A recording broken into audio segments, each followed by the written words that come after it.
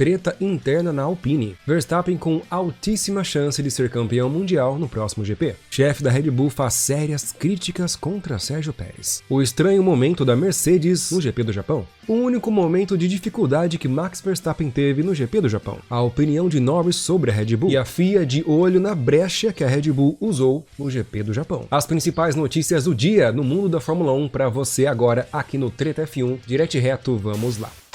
Pierre Gasly teve um momento de fúria no final da corrida. Bateu, xingou e mostrou até o dedo do meio para a equipe. Jogou o volante, jogou o protetor, tava muito raivoso mesmo. Alonso estava em oitavo, Ocon em nono e Gasly em décimo. Porém, Gasly vinha mais rápido que Ocon. Então a equipe inverteu as posições para Gasly tentar alcançar Alonso. Fizeram isso na volta 46. Veja o lance.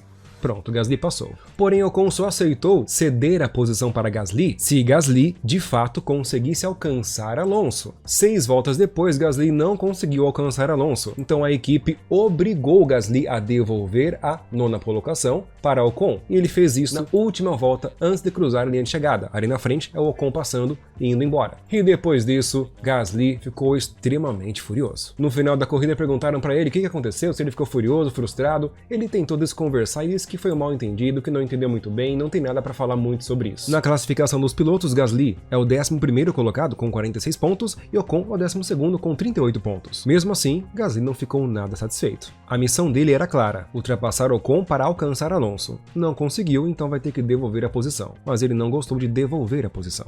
E por conta disso, ele está sendo duramente criticado. E vocês acham que ele também foi egoísta?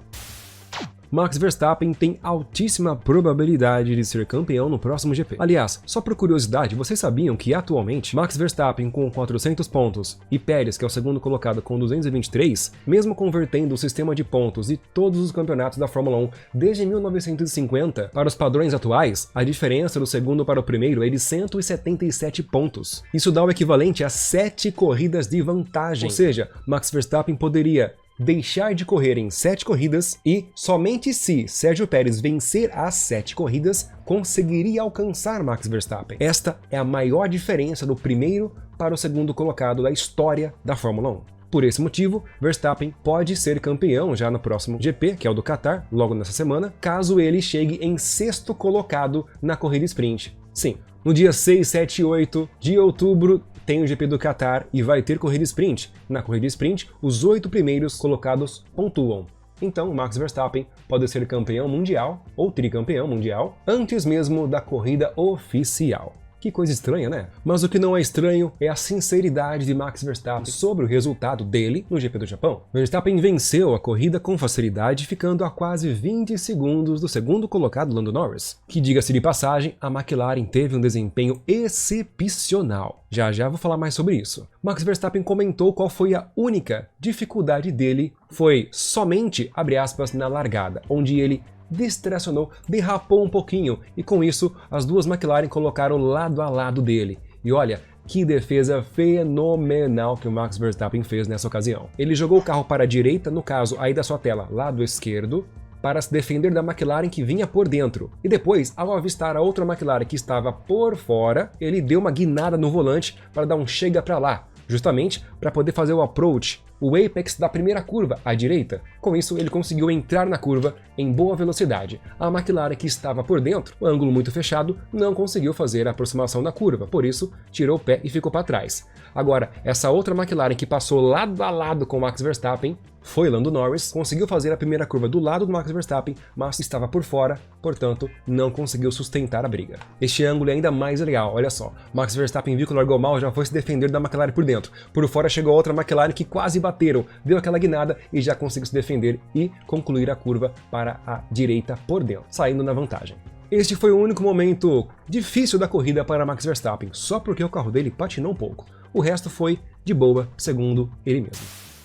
Sérgio Pérez foi o pior piloto do GP do Japão. A situação de Pérez já não vem boa desde o GP de Singapura, onde ele bateu na primeira volta no Yuki Tsunoda, tirando o Tsunoda da corrida, depois bateu no Albon também. As duas manobras foram totalmente irregulares, mesmo ocasionando a retirada de um carro da corrida, Pérez não foi penalizado a rigor da lei, ou a rigor do regulamento. E isso está gerando muita revolta de outros pilotos. Agora, no GP do Japão, o Pérez, de tanto bater, de tanta cagada que ele fez, a Red Bull se viu obrigada a retirar o carro dele da corrida, antes que ele continuasse com mais penalizações. Olhe o que o chefe da equipe Red Bull disse. O Pérez teve danos na batida com Hamilton, quebrou a asa dianteira. Em seguida, passou Fernando Alonso sob safety car, um erro primário, e recebeu outra penalidade.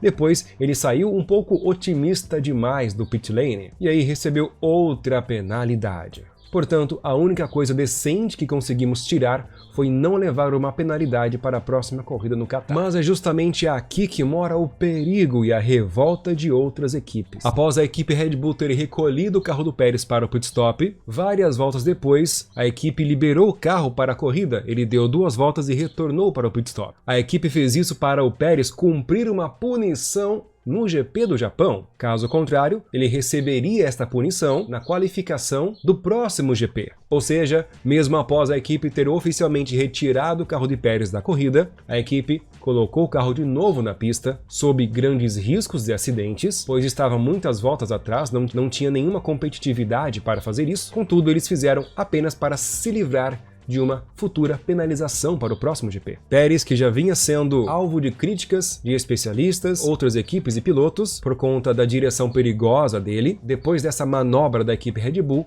a situação só piorou. A FIA prometeu rever a brecha usada pela Red Bull em incidente com Pérez no GP do Japão. A Red Bull se aproveitou de uma brecha. Que situação, hein, pessoal?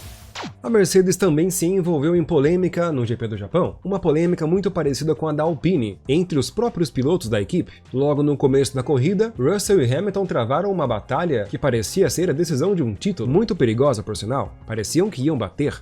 Os 2 carros foram até para fora da pista. Talvez Hamilton ficou um pouco sentido por causa disso. Russell dificultou demais a ultrapassagem de Hamilton nesta ocasião, no começo da corrida. Depois, no final da corrida, Russell estava na frente de Hamilton, porém com um carro muito mais lento. Lembrando que Hamilton terminou em 5º lugar, Carlos Sainz em 6º e George Russell apenas em 7º lugar. Porém, aí que morou o problema. Algumas voltas para o fim, era o Russell que estava em 5º, Hamilton em 6º e Carlos Sainz em 7º. Porém, Carlos Sainz estava mais rápido que Hamilton e o Hamilton estava mais rápido que o Russell. Portanto, Hamilton teria que ultrapassar Russell para se livrar de um bote de Carlos Sainz. Mas o Russell não queria ceder a posição para Hamilton. Russell queria fazer um trabalho de equipe. O problema era que Russell estava muito mais lento. Portanto, a equipe preferiu e mandou Russell ceder a posição para Hamilton. Mas depois que Hamilton passou Russell, aí George Russell começou a pedir vácuo e DRS do Hamilton. Até pediu para a equipe, avisa o Hamilton deixar o DRS para mim, conseguir me defender de Carlos Sainz. Hamilton não entendeu isso direito, mas mesmo assim ele cumpriu a ordem de equipe. Tirou o pé e deu o DRS para George Russell, porém de nada adiantou. Mesmo Russell com o DRS, Carlos Sainz ultrapassou George Russell, obtendo assim a 6ª colocação.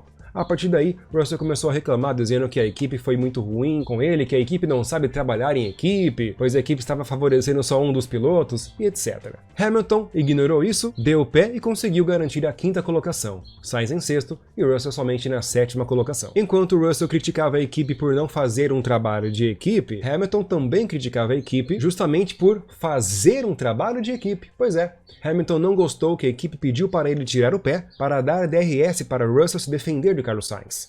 Hamilton pensou que isso poderia ser muito arriscado, pois Carlos Sainz estava muito mais rápido. Ele passaria Russell com facilidade e passou, e depois viria muito forte para cima de Hamilton, custando a 5ª colocação. Bom, no final das contas, Hamilton garantiu a 5ª colocação. E depois da entrevista, o engenheiro de Hamilton explicou que os ânimos estavam muito exaltados de ambos os pilotos devido ao calor. Pilotos de cabeça quente.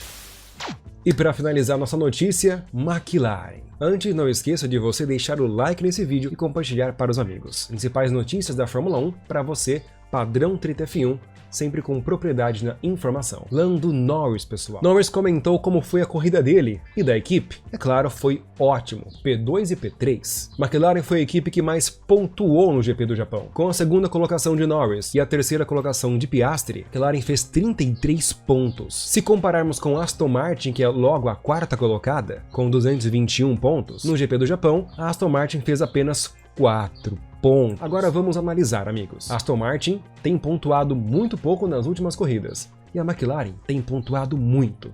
É evidente que a Aston Martin piorou demais depois das férias, e também é evidente que a McLaren melhorou demais. A diferença dessas duas equipes hoje no campeonato é de apenas 49 pontos, mas só em uma corrida, o GP do Japão, a McLaren fez 29 pontos a mais que a Aston Martin, ou seja, restam várias corridas para terminar o campeonato. Até mesmo para o GP do Japão, a McLaren trouxe muitas atualizações para o carro, também em Singapura.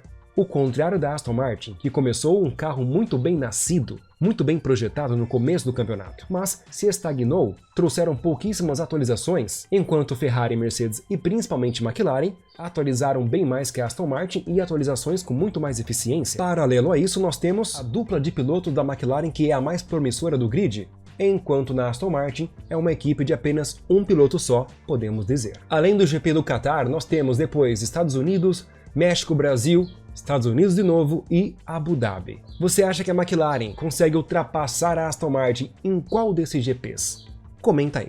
E para finalizar a entrevista de Lando Norris, ele opinou. Ele disse a respeito da sua disputa com Max Verstappen somente na primeira curva. Ele falou que a largada dele foi muito boa, mas ele quase bateu no Max. Porém, Max é o Max. O ritmo dele é muito forte comparando com qualquer outro carro. Não estamos nem um pouco próximo de Max Verstappen. Essas foram as principais notícias do dia de hoje para você da Fórmula 1. Ainda hoje eu publiquei um shorts sobre uma curiosidade muito interessante sobre os pitstops da Fórmula 1. Assiste lá. Deixa o like e inscreva-se no canal. Muito obrigado, até mais.